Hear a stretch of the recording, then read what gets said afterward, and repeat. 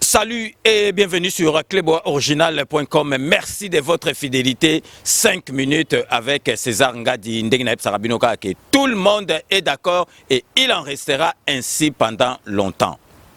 5 minutes, il y a les lots toko décortiqué meeting oyo tokobe un peu discours oyo président de la République à Salaki hier devant Congolais. Ezalaki na kimwenza donc pour la lutte contre la pauvreté. Président Oyaye Alingi a lutté contre la pauvreté. Asali pe conseiller anoma pe conseiller moko azaliwana pe po na ko lutter kaka na makambo wana. Bongo président Boyaye azana souci que pauvreté elongwa na mboka na biso ata ekolongwa 100% ekolongwa ata 40-60% na 5 ans oyo après 10e année congolais ako zala susu pauvreté parce que mboka na biso wana congolais ako zala na pauvreté parce que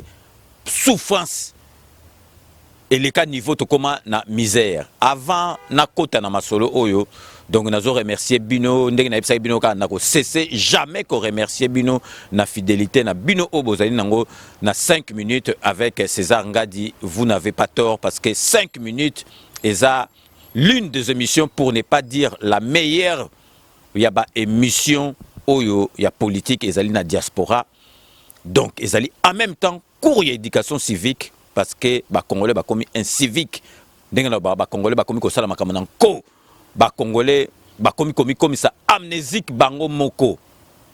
depuis président de la République nabiso mwana mboka Master Yaya Leki a eu pouvoir certains congolais heureusement baza minoritaire oyo bazali ko compliquer tâche mais boye bake Félix Antoine Tshisekedi aza mwana nzambe nzambe mutatindi pona mboka na biso et puis mboka na biso tokende de l'avant. Nalingi avana banda na sala quand même mise au point. Il y a deux précédentes émissions nangai au to sala ki na kati ya Bruxelles na Belgique parce que week-end dernier to sala ki na kati ya Bruxelles bomonaki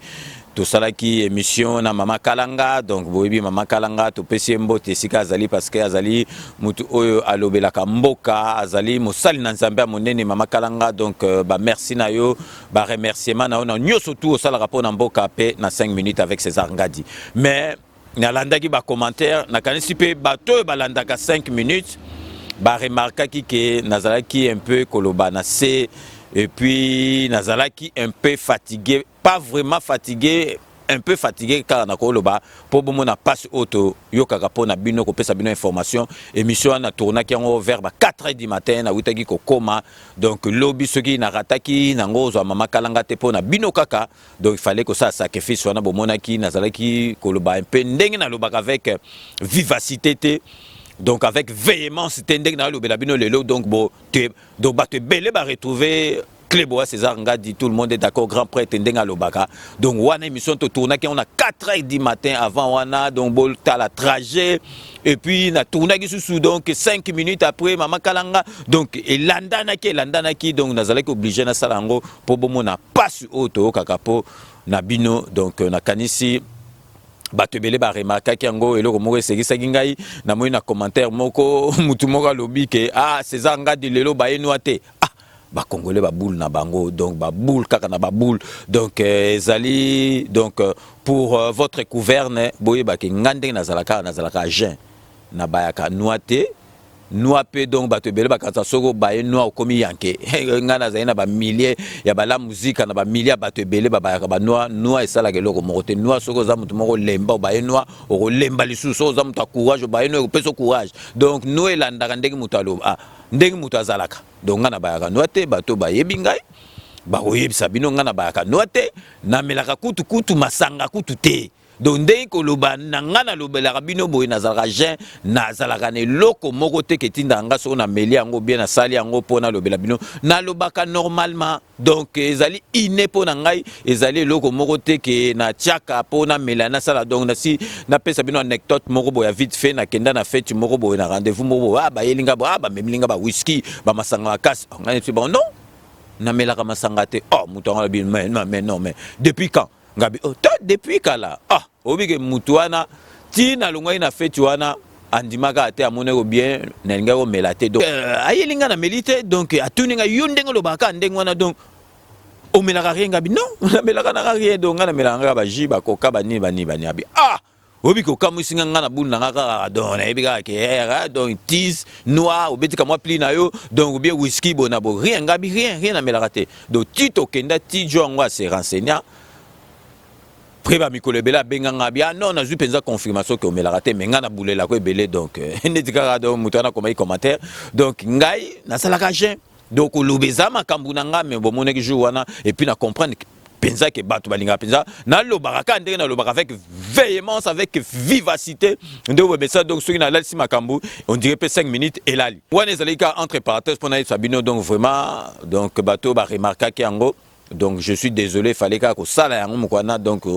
journée ezalaki vraiment makasi et belé à trop. Donc il fallait que ça l'émission à 4h du matin donc avant cela avant émission maman kalanga 5 minutes pe na salaki donc na salaki be mission mi balé na l'ambition na 4h du matin on a titre aussi segi na 6h moins. Donc pour bon na kaka pasi oyo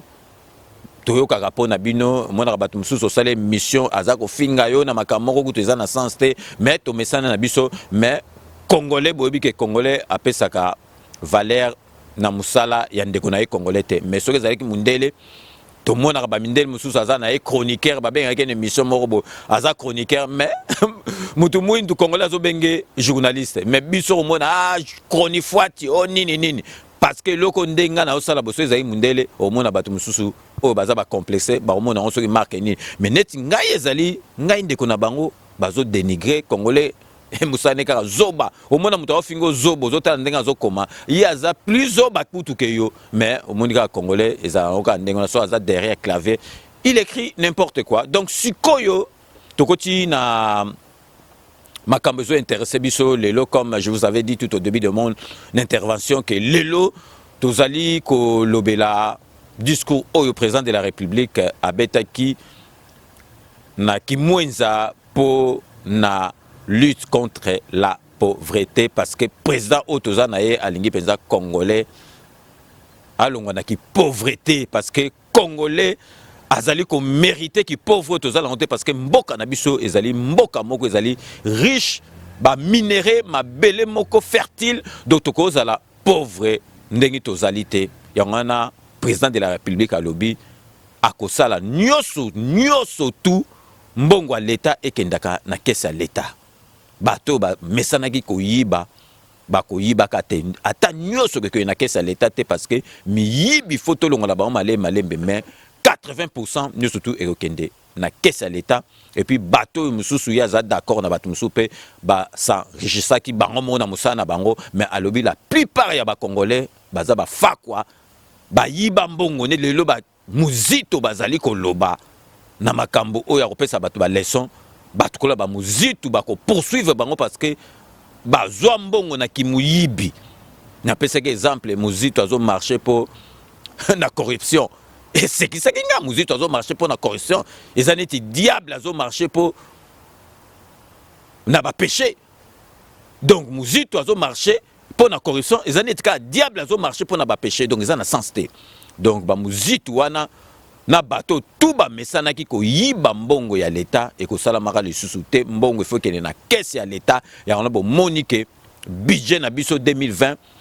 banda Congo banda na ni salamate est passé na 10 milliards de dollars américains pour bo monara ke président sali même pas un an bato bazali ko kamwa soki mbongo ezoita wapi parce que siko mbongo ezali ko kota na caisse ya l'état.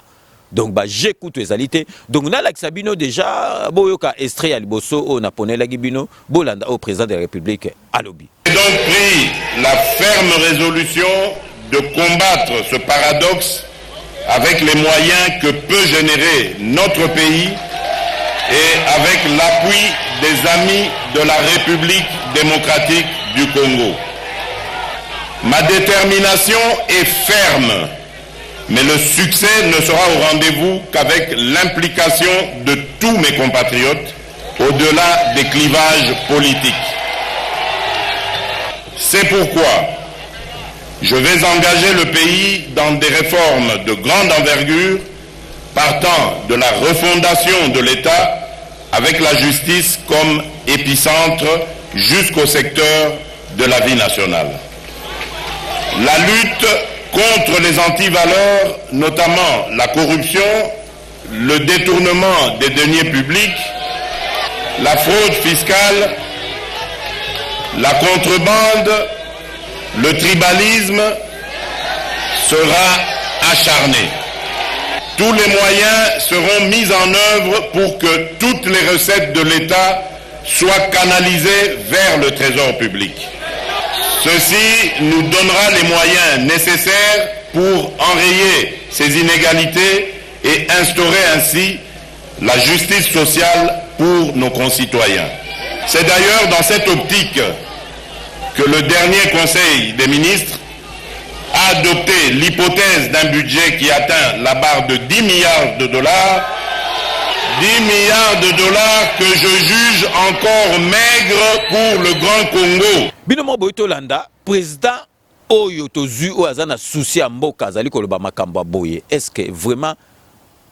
Oyaza Congolais a na présent Boye? Oyo penza za Congolais a na présent Boye. Présent Oyo Azali vraiment na souci à Mboka lobi qui pauvreté ya ba Congolais faut et si la pa ba Mboka musukutu bazana ba richesse net bisoté bazo vivre. Moi malamu koleka biso. Pourquoi biso eko aussi la té? Bozo mona mentalité il faut échanger, mentalité il faut échanger bato ba mesana kozwa.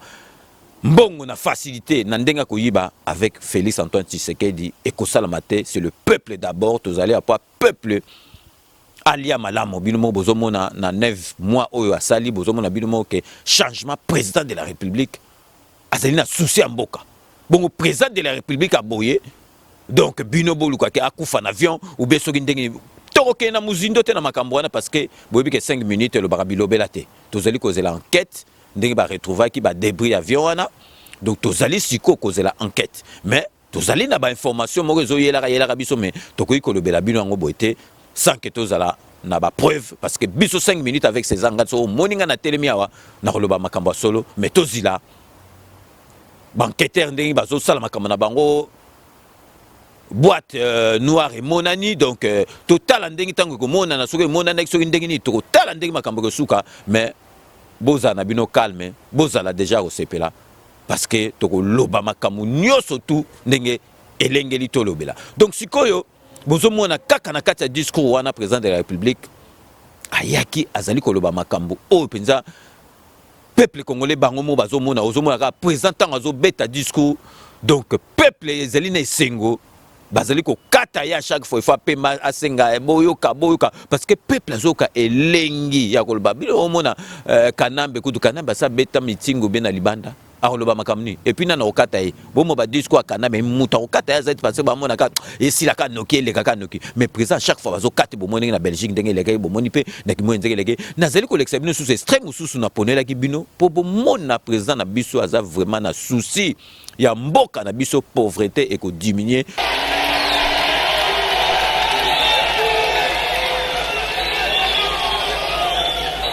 Tous les moyens seront mis en œuvre pour que toutes les recettes de l'État soient canalisées vers le trésor public.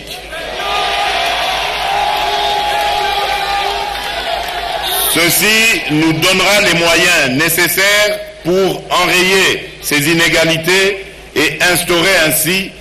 la justice sociale pour nos concitoyens. C'est d'ailleurs dans cette optique que le dernier Conseil des ministres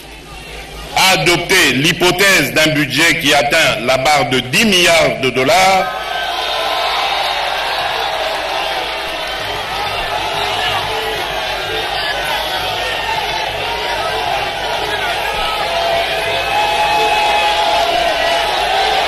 10 milliards de dollars que je juge encore maigres pour le Grand Congo. Mais nous allons y aller progressivement.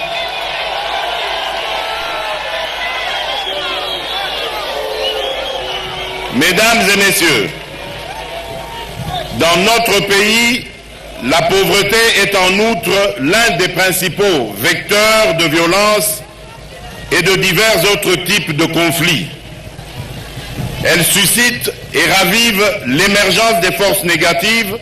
dont les mouvements rebelles, en favorisant l'enrôlement facile des femmes, hommes et enfants démunis dans diverses entreprises criminelles, allant du phénomène Koulouna dans nos villes aux rébellions armées qui sévissent encore dans certaines parties du territoire. Vivre dans un environnement hostile, sans eau potable ni électricité, sans école ni formation pour adultes, sans système de santé adéquat, sans route, sans nourriture, sans revenus, etc.,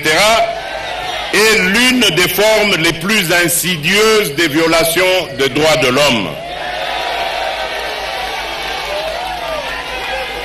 La pauvreté en République démocratique du Congo, je la côtoie depuis ma tendre enfance, que ce soit ici même à Kinshasa ou dans de nombreuses localités du pays où j'ai été relégué à l'époque avec ma famille. Nous sommes partis de la pauvreté de quelques minorités au moment de l'accession de notre pays à la souveraineté internationale,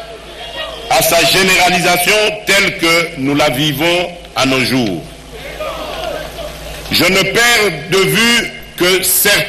pas de vue que certains de nos compatriotes ont acquis leur richesse au fruit de leurs efforts, tandis que d'autres par des voies illégales. Ma vision n'est pas celle de pérenniser la pauvreté, mais bien au contraire, celle de l'éclosion de milliers d'entrepreneurs congolais, créateurs d'emplois et de richesses. Mesdames et messieurs, distingués invités, nos populations n'ont rien à faire des réunions interminables, tables rondes, sommets ou forums qui traitent des questions du développement et de lutte contre la pauvreté dans le monde, non assorties de solutions idoines. Elles attendent des actions concrètes qui transforment leur vécu quotidien et restaurent leur dignité. C'est à cela que ce programme doit s'atteler. Ce programme présidentiel accéléré de lutte contre la pauvreté et les inégalités doit être compris comme l'une des initiatives phares du programme de gouvernement pour le quinquennat.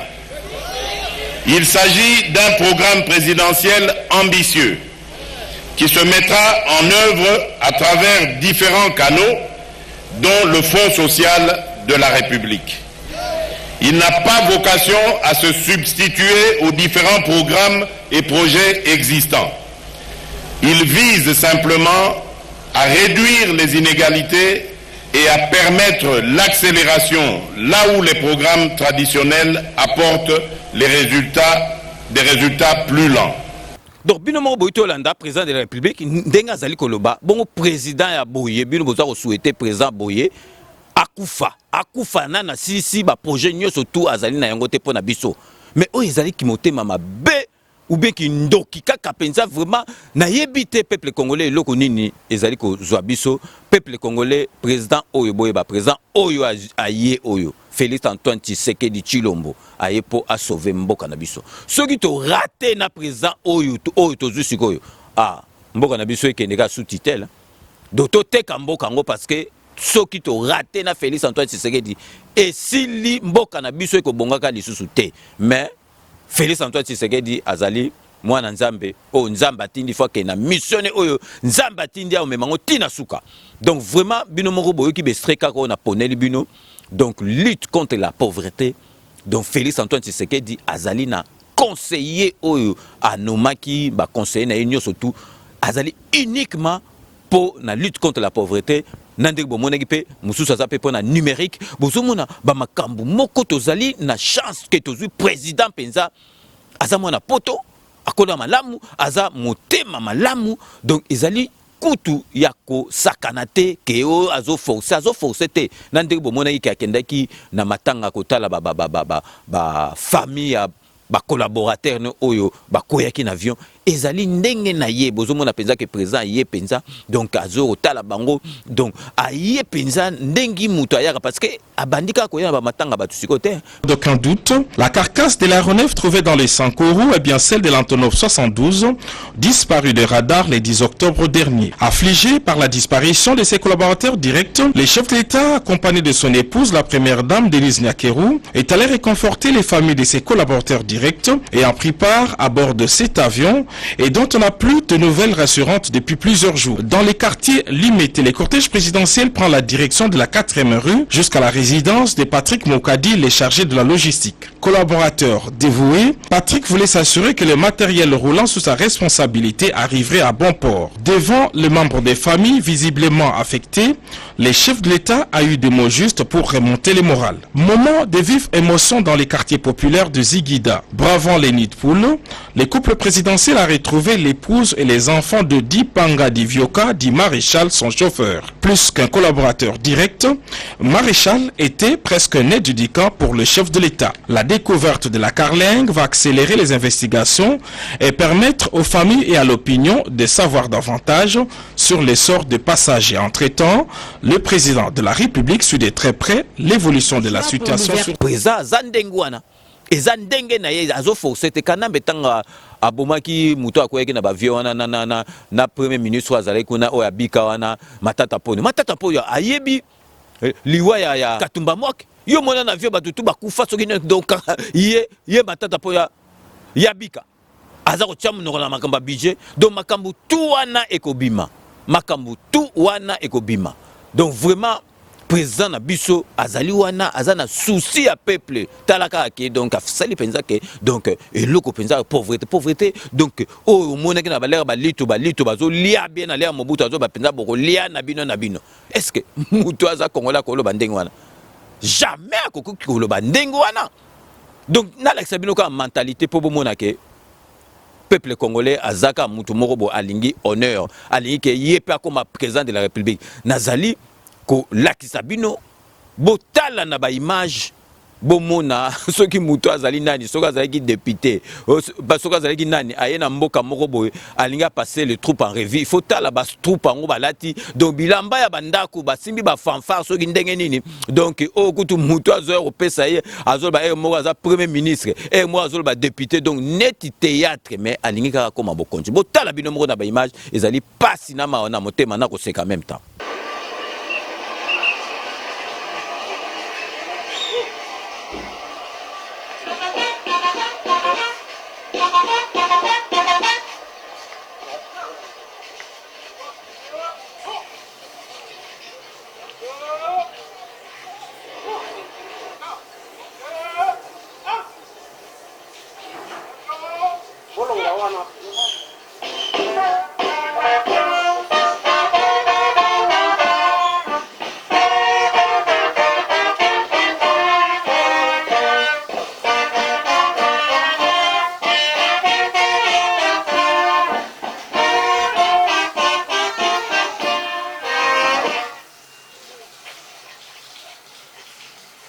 Monsieur le Premier ministre,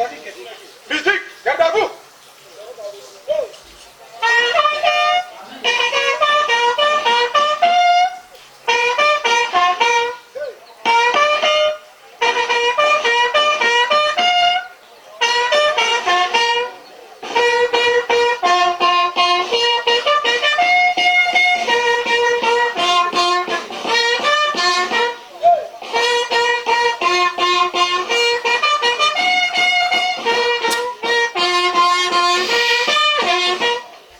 Monsieur le Premier ministre, ministre de l'Intérieur. L'Intérieur,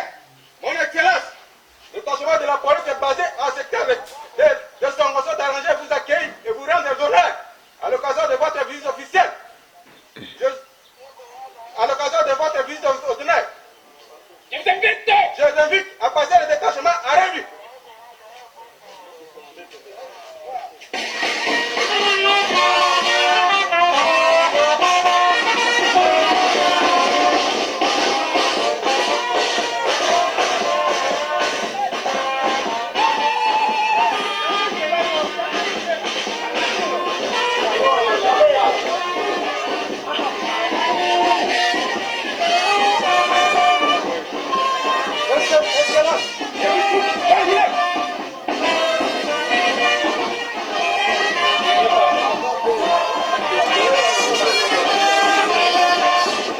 Donc binomo botolanda muto ceux qui a ministre ceux qui a député ceux qui a nani yango donc akoyeko yani pa yembala mo botala binomo bomoni ndegazo passer les troupes en revue na ba soldats ngo kutu ba lati kutu bilambe zate ceux qui ba civil ceux qui ba soldats donc nyoso tukaka alinga koma bokonyango bomona kelelo Félix Antoine Tshisekedi azali mokonzi mais ba fayulu batu mususu bazolinga kaka azwa esika place président de la République azali yangona na epsi bino ke toza na problème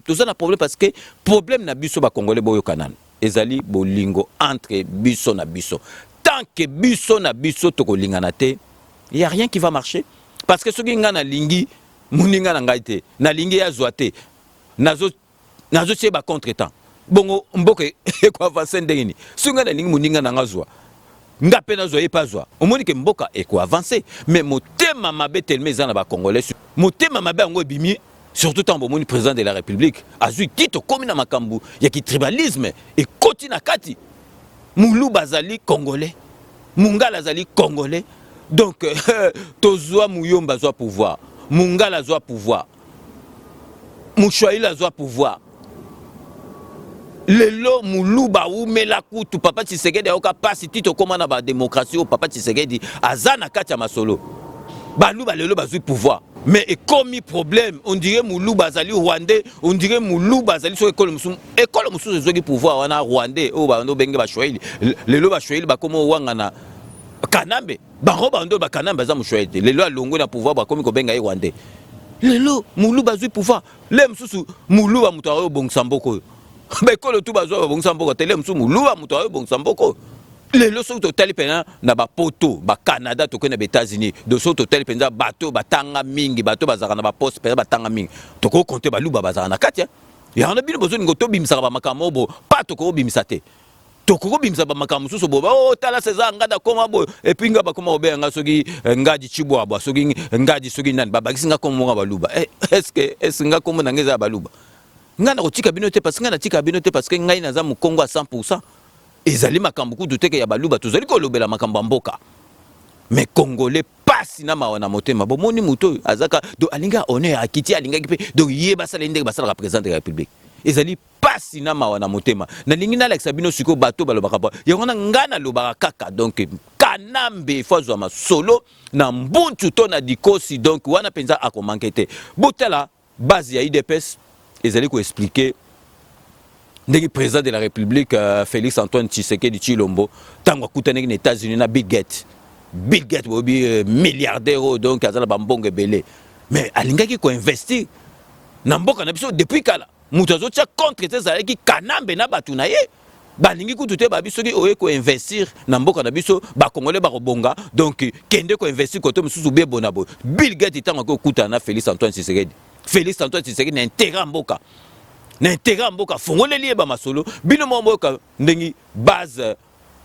et lobby concernant rencontre ya Bill Gates na Félix Antoine Tshisekedi na États-Unis d'Amérique. ABC nani Bill Gates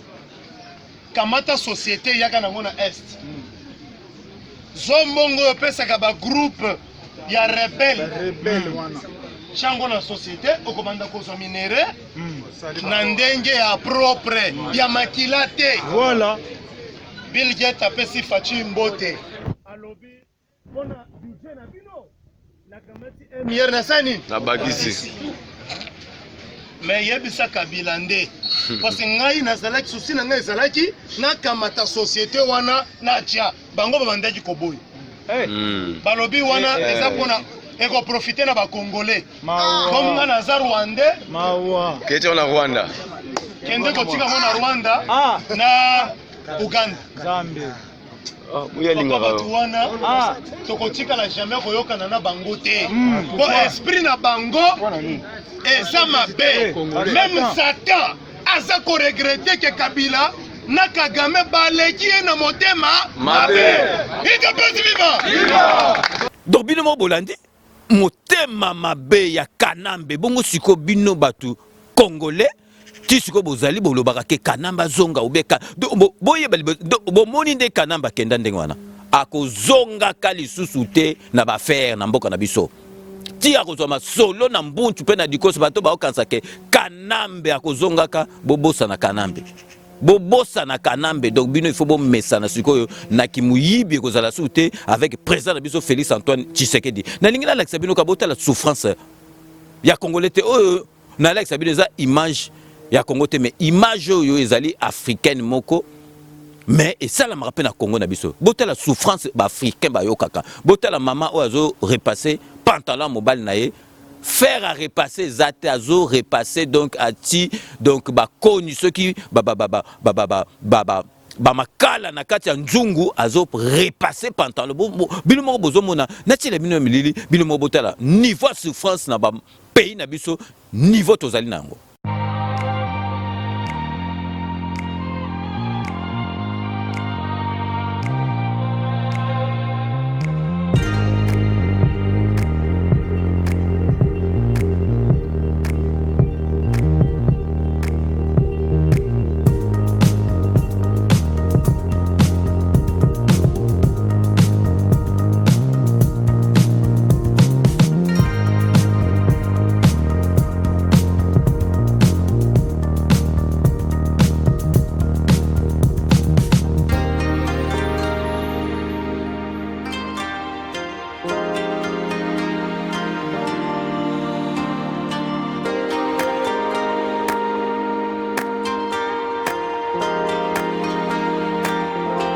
Bino mo botala na faire à repasser attaque to ya kalawan ezate est-ce que mutu penza na mboka ya normal net na poto okozanga faire à repasser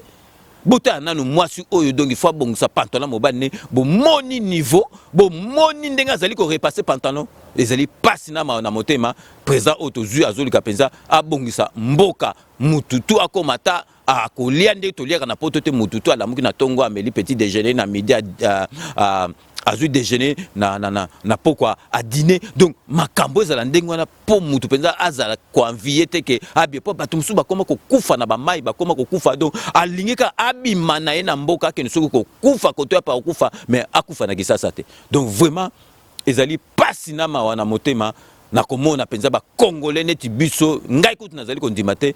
bato bazali contre Félix Antoine Tshisekedi balingi ke makambo na esimba te na 5 ans na oyo bazali ba congolais parce que soki oza penza congolais à solo oza na raison moko te ya koyina président Félix Antoine Tshisekedi. Donc vraiment na komi na suka ya émission nanga ndenge na lobaka presque na suka émission nanga ndenge na lobaka ke je vous laisse le soin d'en tirer vos conclusions et de me faire parvenir vos commentaires comme d'ailleurs vous en avez l'habitude de faire. Boyebi donc ndenge na lobaka je reste toujours friand de vos commentaires, de vos suggestions. Pourquoi pas de vos critiques. Donc bo hésitez te bo tinde la kanga ngo na komara bo monike na tanga rapé ba message ya bato ba koma parce que ngai na site nanga na tikila bato neti président de la République na biso liberté d'expression ezali libertinage te mais liberté d'expression o komelo ko yo komi o vai na ndako nozo lia soki semu le vande zo koma makamo ma bebi no kan spesa ngai ko sala nga souci si nga sala nga souci sentiment na yo ngesa langa souci jamais yango na tika bokomi bikomela po bato bazana ba yo moko so komi bikomela bato bango moko ba répondra bato. Donc vraiment na sengi na bino to tikela président na biso temps to sambela ke makambutu ekende bien li eloko moko mabe ekoela ete ndenge na yebisa bino ka so to manquer avec Félix Antoine Tshisekedi mboka na biso to teka yango toteka yango parce que ba boulot Félix Antoine Tshisekedi azanango na ndimité président mususu oyo akoya na mboka na biso akozana ba boulot wana parce que tozu président motema malamu président boboto président zana regard bana poto do rolinga mutu a souffrir te. Donc vraiment peuple congolais totikela muninga temps totikela ya sala musala après tokoloba si s'agit koloba tokoloba nasuka ya musala na nasuka ya 5 ans. Donc vraiment peuple congolais to tia maboko na mwana mboka na biso to lelaki wana na kotika ngote to lelaki ke pouvoir ezalaki na Rwanda Kanambe tozwa ata nani yango lelo tozwi mwana mboka na biso mwana pe ya pamba te donc mwana ya papa Tshisekedi eloko ni suko to lingi sous to sala vraiment merci na fidélité na bino donc je ne cesserai jamais de vous remercier pour la dite fidélité boyebi kaso na komi na suka na pesaka base mbote qui est éparpillé partout dans le monde donc na banda toujours na honorable député indéboulonnable Ziko Mayele merci à trop na nyoso sala rapport na 5 minutes na oyo sala rapport na mboka na kei na région parisienne na Sarcelles pour na repesa pasteur Paul na mama pasteur ba mbote to pasteur Paul a banda 5 minutes depuis 5 minutes banda a rataka yango te papa pasteur Paul a bengingai to sololi a lobi papa César Kleboa grand prêtre yo ma solo heureusement yo zalaka vraiment continuer na musalo et puis na ebisio pasteur Paul ko bangate na kokene ma solo tina suka et puis peuple congolais a kopesa ngai raison na kei na Paris pour na kopesa Alain Chiteya ba mbote belé na fidélité na o na 5 minutes avec César Ngadi na kei na kata Lyon pour na kopesa mbote na joie au Kamba na Lyon parce que y avant de la 5 minutes tous les jours à rataka yangote na kei siko na Lille na epsaki bino ya za icône siko yo ya 5 minutes avec César Ngadi parce que azali mwana bakoto il fallait mettre ba masola ba Macron ba masola ba gilet jaune mais à côté ça esprit azolinga kuto akende ko s'installer na mboka na ye bakunda mutolone awa mais azana souci ya mboka na kanisi bo deviner na si na komi kotie la bino mingi kombo na ye la petite Nacha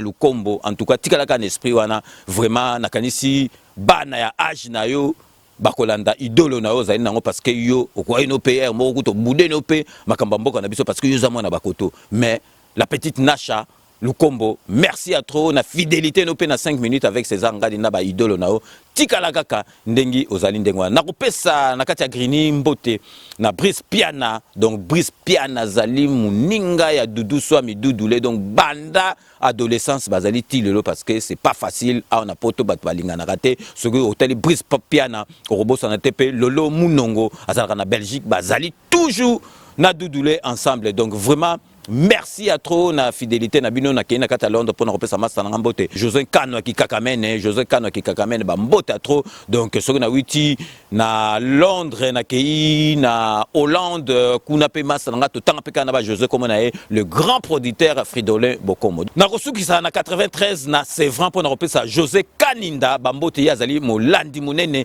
il y a 5 minutes avec César Ngadi c'est la fin de ce 5 minutes avec César Ngadi merci de l'avoir suivi. Cette émission a été réalisée par Doudou Swami Doudoulé. Nous allons nous retrouver dans le plus bref délai, donc dans 24 heures pour un nouveau numéro. D'ici là, portez-vous bien et à très bientôt. N'oubliez pas, tout le monde est d'accord et il en restera ainsi pendant longtemps. On est comédie. Ezali comédie te kanambe fazwa ma solo na mbunchu tona dikos. À très bientôt.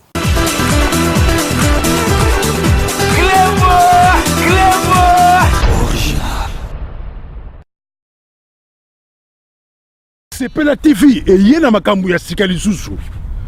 O ba chaîne ya France eza na kati. Ba chaîne ya Congo eza na kati. Ba chaîne ya Londres eza na kati. O ngomona makambu ya politique ya sika. O parti AA eza na kati. O parti BB. O CFAIO eza na kati. Ya Sepela TV. Bouquet comme ya muke boye. O tina poche voyager na ngokeno partout lingi. Na bouquet no ya Sepela TV. Sepela TV. Mais ma biso n'engozo ma biso on a 4K machine ma daka Sepela TV. Bienvenue dans le monde de Sepela TV. Sepela TV est le décodeur qui vous permet de suivre les chaînes du Congo en direct de la diaspora.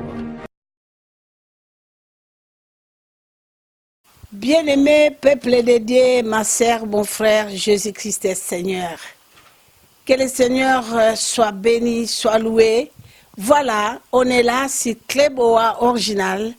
Notre Dieu est accepté sur Kleboa original pour parler de l'Éternel. Parce que les enfants de Dieu, nous sommes en train de se demander, de se poser beaucoup de questions. Qui nous a vendus? Qui nous a trahis? Oh, que Jésus revient bientôt. Moi, votre maman, voilà, le diable m'a utilisé pendant pendant 19 ans. Et aujourd'hui, je suis une femme sauvée qui témoigne la gloire de Dieu. Voilà, bien-aimés, nous avons notre émission intitulée « À la recherche de Dieu ». Dieu nous aime. Jésus-Christ est Seigneur. Mais le monde est sous l'emprise du diable. Notre Dieu nous a demandé, il a dit, mes enfants, le monde m'appartient, vous m'appartenez, mais attention, le monde est sous l'emprise du diable. Celui qui est né de Dieu ne pêche point pour que les malins ne le touchent pas. Nzambalingi biso, bandeko boko landa boyoka.